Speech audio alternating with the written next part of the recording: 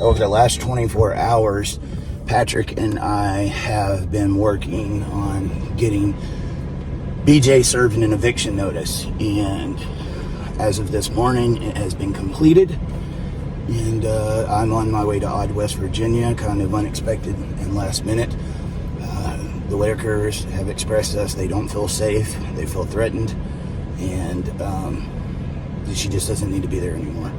It's last week I got a call, and let me say, she doesn't really know me besides me just showing up and doing what I did for the family. I never sat down, never talked to BJ.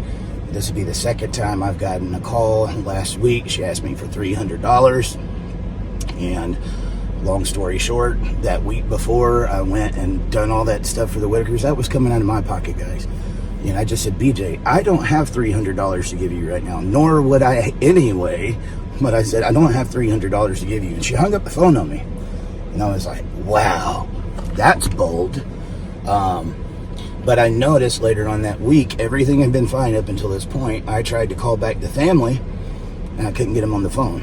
And I was like, okay, something's weird. Or they went and talked to me once I got them on the phone. And I was like, yeah, that's weird.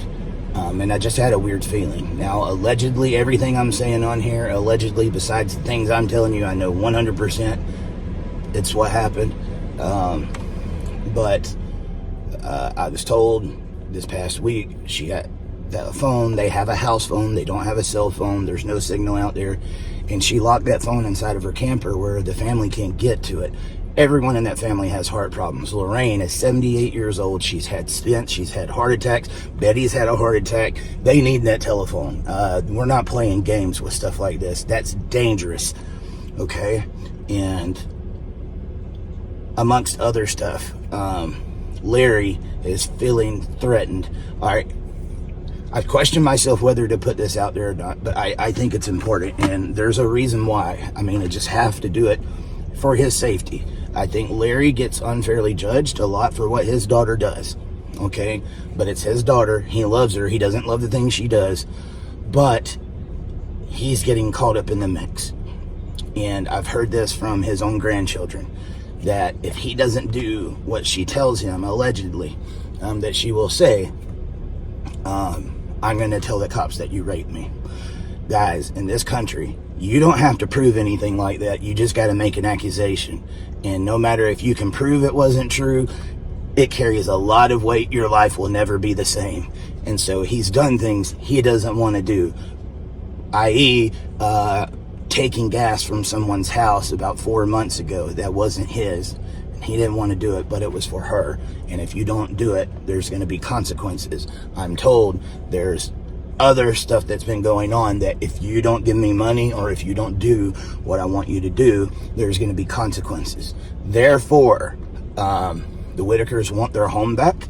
They want to be safe. If you get your stuff, you get your camper and get out of there, we'll be okay. I have a security guard that before any of this took place, we made sure we have a security guard that's going to be there on the Whitakers property 24 hours a day until this has been handled, and maybe even after that. I've never fundraised in this community. If I have to sometime soon, it's because we're paying for someone around the clock to make sure no one comes on that porch. Because guys, I don't know how this is going to be taken, but I can tell you this, we're not playing around. That's why I'm in this car right now, about to make a 10-hour trip, and I'm on my way to Odd, West Virginia to make sure they've got eyeballs on it. Patrick's up there, guys. He's been busting his butt on it, but Patrick can't walk right now.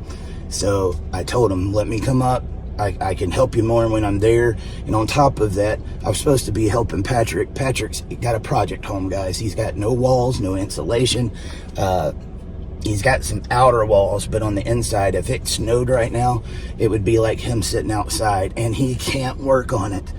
And we're trying to figure out like how to get him taken care of. At first, it was just taking care of the Whitakers, but now he was helping take care of the Whitakers. Now he's down and out, so we need to make sure he's taken care of.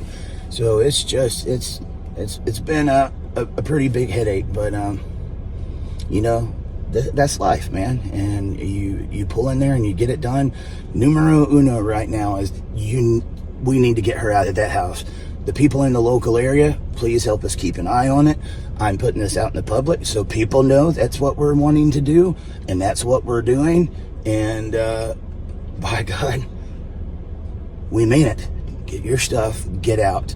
You've had every chance in the world. I had somebody willing to pay 100% for rehab. There seemed to be no desire there.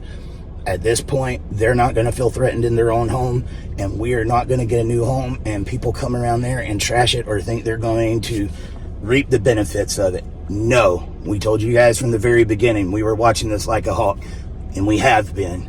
And you didn't know any of this was going on, but trust me, we've been handling it the whole past 24 hours. This is what we've been working on.